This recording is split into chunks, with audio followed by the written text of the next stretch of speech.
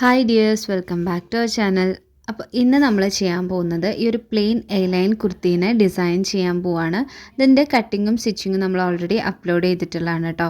അപ്പോൾ കുറേ നാളിത് പ്ലെയിൻ ആയിട്ട് ഞാൻ യൂസ് ചെയ്തു. അപ്പോൾ എന്തെങ്കിലും ഒരു ചേഞ്ച് ചെയ്യാമെന്ന് വിചാരിച്ചിട്ട് ഇതിൻ്റെ യോക്ക് പോർഷനിൽ ഇതുപോലെ വൈറ്റ് ക്യൂബീഡ്സ് ആണ് എടുത്തിട്ടുള്ളത്. ഞാൻ അത് വെച്ചിട്ട് ഒരു സിമ്പിളായിട്ടുള്ളൊരു ഡിസൈൻ കൊടുക്കാമെന്നാണ് വിചാരിക്കണേ.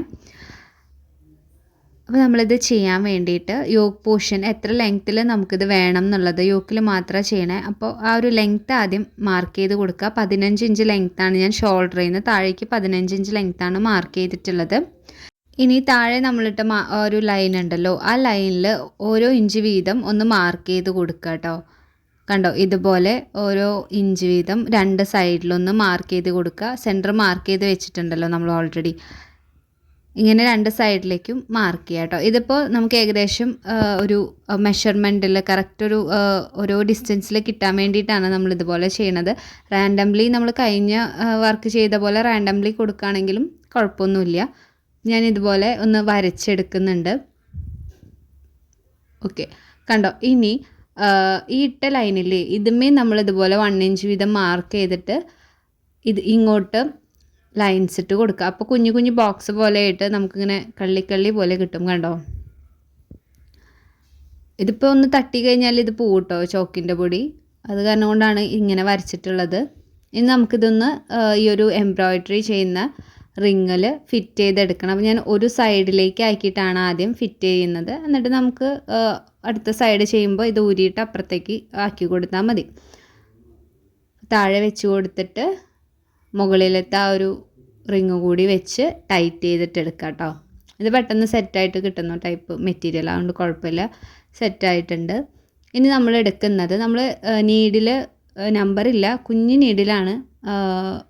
ജസ്റ്റ് ഒരു 1 സ്റ്റാൻസിൽ തന്നെയാണ് ത്രെഡ് കിടക്കുള്ളൂ. അതിൽ ചെറിയ നീഡിൽ നമ്മളിത് ചെയ്യാൻ വേണ്ടിയിട്ട് എടുത്തിട്ടുള്ളതാണ്. ഇതിൽ ചെറിയ നീഡിൽസാണ് നമുക്ക് ചെയ്യാനായിട്ട് കുറച്ചും കൂടി ഈസി. നമ്മുടെ ആ ഒരു ക്യൂബ് ഇതിൻ്റെ ഉള്ളിൽ കൂടെ കിടക്കണം, അത്രയേ ഉള്ളൂ. അപ്പോൾ ഞാൻ റാൻഡംലി 1-2 മാർക്കിങ്സ് ഇട്ടിട്ടുണ്ട്. അപ്പോൾ ഇതിൽ ഒരെണ്ണം ചെയ്യുന്നതാണ് ഞാൻ ഡീറ്റെയിൽഡായിട്ട് കാണിക്കുന്നത്. സെൻറ്ററിൽ നമ്മളിട്ട ആ ഒരു ഇതിൻ്റെ സെൻറ്ററിലാണ് ഇപ്പോൾ താഴെ നിന്ന് കുത്തിയെടുത്തിട്ടുള്ളത്. അതിലേക്ക് ഒരു ക്യൂബീഡ് ഇട്ട് കൊടുക്കുക. കണ്ടോ, ഇട്ട് കൊടുത്തിട്ട് ഞാൻ താഴത്തേക്കാണ് അത് വെച്ചിട്ടുള്ളത്. ഇനി നമുക്കിവിടെ ഒന്ന് കുത്തിയിട്ട് ബാക്കിലേക്ക് എടുക്കാം. കണ്ടോ, ഇങ്ങനെയാണ് ചെയ്തിട്ടുള്ളത്. ഇനിയും സെൻറ്ററിൽ നിന്ന് തന്നെയാണ് കേട്ടോ ഇത് നമ്മൾ എപ്പോഴും കുത്തിയെടുക്കുന്നത്. ഇനി അതിൻ്റെ ഉള്ളിലേക്ക് അടുത്തൊരു ബീഡ് ഇട്ട് കൊടുക്കുക. ഇനി അത് നേരെ മുകളിലേക്ക് വയ്ക്കുക. ആദ്യത്തെ നമ്മൾ താഴേക്കല്ല വെച്ചേ, ഇനി മുകളിലേക്ക് വയ്ക്കുക.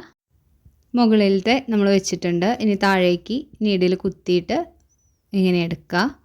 വീണ്ടും നമുക്കിത് സെൻറ്ററിൽ നിന്ന് തന്നെ കുത്തിയെടുക്കാം. ഇത് നമുക്ക് ഓരോ സൈഡിൽ നിന്നും ചെയ്യാം കേട്ടോ. നിങ്ങൾക്ക് ഈസി ആയിട്ട് എങ്ങനെ ചെയ്യണോ അതുപോലെ ചെയ്യുക. അപ്പോൾ സെൻറ്ററിൽ നിന്ന് തന്നെ കുത്തണം എന്ന് നിർബന്ധമില്ല, ഏത് സൈഡിൽ നിന്ന് എടുത്താലും കുഴപ്പമില്ല. ഞാനൊരു ഇത് കാണിക്കുന്നേ ഉള്ളൂ. ഇനി ഇപ്പോൾ നമ്മൾ താഴേക്കും മുകളിലേക്കും വെച്ചു, അതുപോലെ 2 സൈഡിലേക്കും കൂടിയിട്ട് വെച്ച് കൊടുക്കുക. അപ്പോൾ ഇങ്ങനെ വേണമെങ്കിലും ചെയ്യാം. കണ്ടോ, അപ്പോൾ ഇങ്ങനെ ഇത് ഒരു ഡിസൈനായിട്ട് ഇതുപോലെ വേണമെങ്കിലും ചെയ്യാം. പക്ഷെ ഞാൻ ഇതിൻ്റെ ഇടയിൽ വീണ്ടും ഒരു 4 എണ്ണം കൂടി കൊടുക്കുന്നുണ്ട്. അതായത് ആ ഗ്യാപ്പില്ലേ, കണ്ടോ, ഇപ്പോൾ ഒരു പ്ലസ് പോലത്തെ ഒരു ഡിസൈനല്ലേ വന്നിരിക്കണേ. ഇനി ഇതിൻ്റെയൊക്കെ സെൻറ്ററിൽ വരുന്ന രീതിക്ക് നമുക്കൊരു 4 എണ്ണം കൂടി വെച്ച് കൊടുക്കാം. അപ്പോൾ ഇതൊരു ചെറിയൊരു ഫ്ലവർ ഡിസൈൻ പോലെയായിട്ട് വരും. ഓക്കെ, അപ്പോൾ ഈ ഒരു ക്യൂബിഡ്സ് മാത്രം മതി നമുക്ക് ഈ ഒരു വർക്ക് ചെയ്തെടുക്കാനായിട്ട്. ഇത് കംപ്ലീറ്റ്ലി ചെയ്ത് വരുമ്പോൾ നല്ല രസമുണ്ടാവും കാണാൻ. ഈ ഒരു ബീഡ്സിന് അധികം റേറ്റ് ഒന്നും വരുന്നില്ല കേട്ടോ. മാക്സിമം ഒരു 35, ഒരു പാക്കറ്റിന് ആ ഒരു റേഞ്ചൊക്കെ ഉള്ളൂ. ഇത് ഞാൻ കുറേ നാൾ മുന്നേ മേടിച്ച് വെച്ചിട്ടുള്ളതാണ് കേട്ടോ. ഇപ്പോഴാണ് ഇതിനൊരു യൂസ് ഉണ്ടായത്. ഓക്കെ, അപ്പോൾ 2 സൈഡിനും വെച്ചു. ഇതുപോലെ മുഴുവനായിട്ടും വെച്ച് കൊടുത്താൽ ഒരു ഫ്ലവർ റെഡിയാവും. പിന്നെ നമ്മൾ ഈ ഡോട്ട്സ് ഇട്ടതിലെല്ലാം ഇതുപോലെ നമുക്ക് സെറ്റ് ചെയ്ത് കൊടുക്കാം. ഇതുപോലെ സിമ്പിളായിട്ടുള്ള കുറച്ച് ഡിസൈൻസൊക്കെ നമ്മൾ മുൻപും ചെയ്തിട്ടുണ്ട്. അപ്പോൾ ആദ്യമായിട്ട് കാണുന്നവരാണെങ്കിൽ ഒന്ന് സെർച്ച് ചെയ്ത് നോക്കുകയാണെങ്കിൽ കാണാനായിട്ട് പറ്റും കേട്ടോ. അതുപോലെ തന്നെ നമ്മുടെ എംബ്രോയ്ഡറി, സ്റ്റിച്ചിങ്, ആരി വർക്കൊക്കെ പഠിക്കാൻ ബിഗിനേഴ്സ് ലെവലിൽ പഠിക്കാൻ താല്പര്യമുള്ളവർ പ്ലേലിസ്റ്റ് ഒന്ന് ചെക്ക് ചെയ്യുകയാണെങ്കിൽ നമ്മുടെ ക്ലാസ്സുകൾ കാണാനായിട്ട് പറ്റും.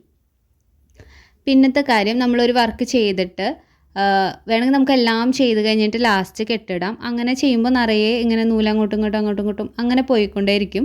അത് കുഴപ്പമില്ല. അതല്ലാന്നുണ്ടെങ്കിൽ കുറച്ചും കൂടി നീറ്റായിട്ടിരിക്കാൻ എപ്പോഴും ഒരെണ്ണം ചെയ്ത് കഴിഞ്ഞാൽ അത് കെട്ടിട്ടിട്ട് കട്ട് ചെയ്തതിന് ശേഷം അടുത്തത് ചെയ്യുകയാണെങ്കിൽ കുറച്ചും കൂടി ഉള്ളിലെ വശവും കുറച്ച് നീറ്റായിട്ട് നമുക്ക് കിട്ടും. പിന്നെ വല്ലാണ്ട് വലിയ കെട്ടുകൾ ഇട്ട് വെക്കേണ്ട, 1-2 ചെറുതായിട്ട് കെട്ടിട്ട് നീറ്റായിട്ട് നിർത്തുക. എന്നിട്ട് ബാലൻസ് നമുക്ക് കട്ട് ചെയ്തെടുക്കാം കേട്ടോ. കണ്ടോ, ഞാനിപ്പോൾ ഒരെണ്ണം ഇതുപോലെയാണ് ചെയ്ത് നിർത്തിയിട്ടുള്ളത്. ഇനി നമുക്ക് അടുത്തത് ചെയ്ത് തുടങ്ങണം.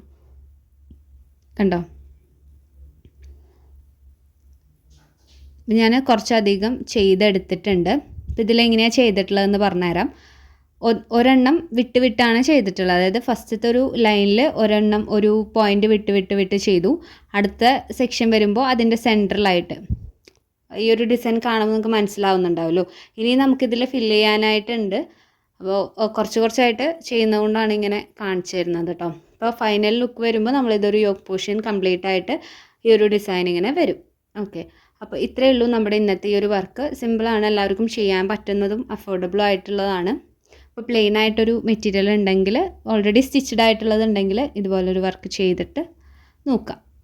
പിന്നെ ഒരുപാട് പേര് എംബ്രോയിഡറി ക്ലാസ്സിനെ പറ്റിയിട്ട് എൻക്വയറീസ് ചെയ്യുന്നുണ്ട്. ഇൻസ്റ്റയിൽ ഏറ്റവും കൂടുതൽ മെസ്സേജ് വരുന്നത് എംബ്രോയിഡറി ക്ലാസ് സ്റ്റാർട്ട് ചെയ്യാമോ എന്ന് ചോദിച്ചിട്ടാണ്. ഇപ്പോൾ നമ്മൾ സ്റ്റിച്ചിങ് ക്ലാസ് ബിഗിനേഴ്സ് ലെവലിൽ ചെയ്യുന്നത് കൊണ്ട്, അപ്പോൾ എംബ്രോയിഡറിയുടെ ക്ലാസ് നമ്മൾ ഓൾറെഡി ചെയ്തിട്ടുള്ളതാണ്. ഒരു 42 ക്ലാസ്സോളം നമ്മൾ ബേസിക് റണ്ണിങ് സ്റ്റിച്ച് മുതൽ ഓരോ സ്റ്റിച്ചും ചെയ്ത് സ്റ്റിച്ച് ബോർഡും റെക്കോർഡ്സും കാര്യങ്ങളൊക്കെ ആയിട്ട് ചെയ്ത് വന്നിട്ടുണ്ട്. അപ്പോൾ അറിയാത്തവർ പ്ലേലിസ്റ്റിൽ എംബ്രോയിഡറി ക്ലാസ് ഒന്ന് എടുത്തിട്ട് ചെക്ക് ചെയ്യാം കേട്ടോ.